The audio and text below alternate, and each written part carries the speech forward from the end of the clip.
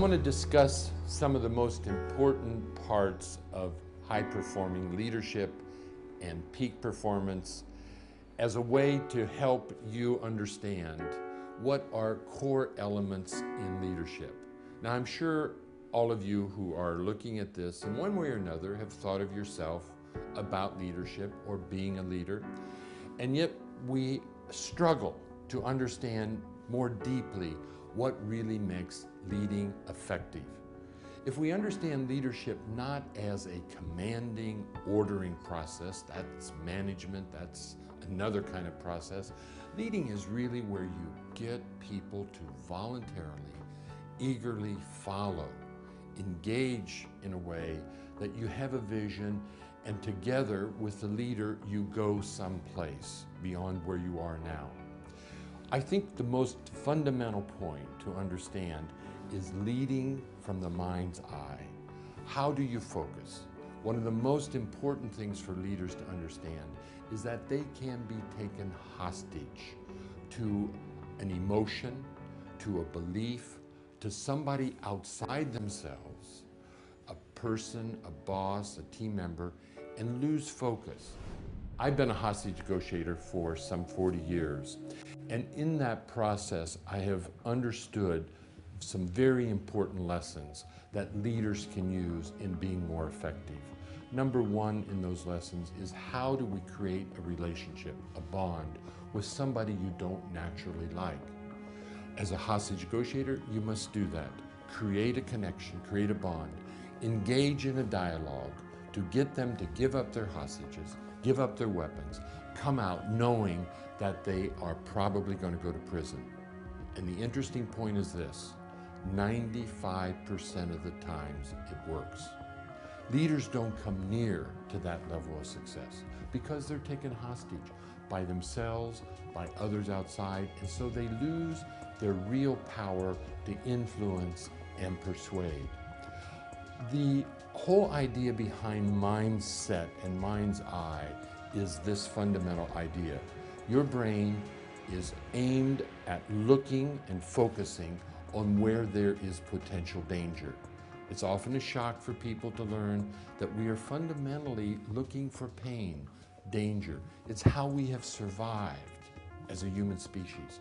Not being able to do this, we would not survive.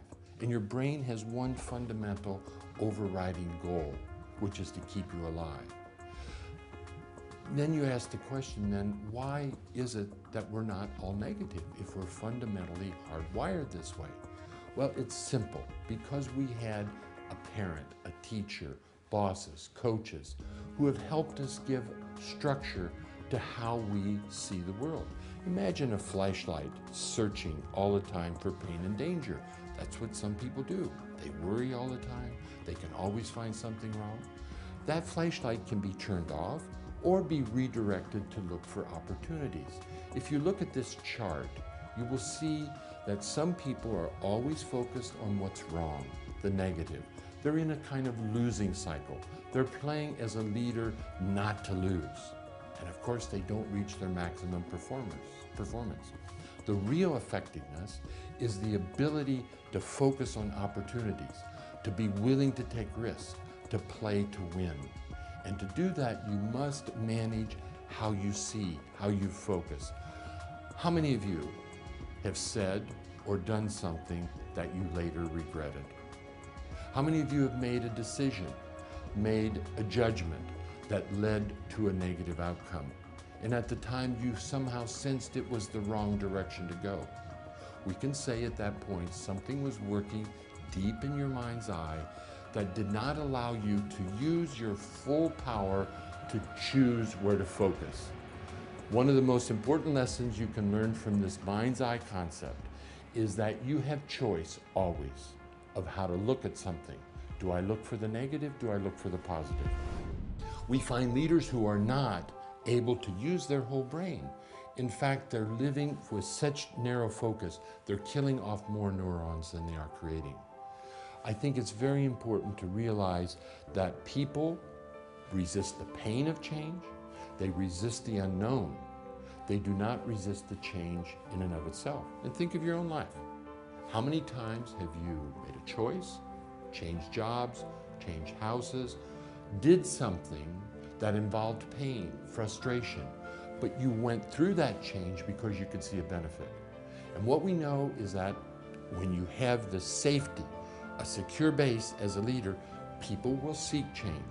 There's another important point, and I learned this from hostage negotiation as well. People want to feel choice. I've never seen a hostage negotiation succeed where the negotiator said, you have to come out. No, you give choice. Choice invites people then to engage, to cooperate. The question for every leader is, can you help your followers see the benefit behind the changes that you're asking them to make? If you can't see it in your own mind's eye, if you can't communicate it, then you're not going to be effective as a leader.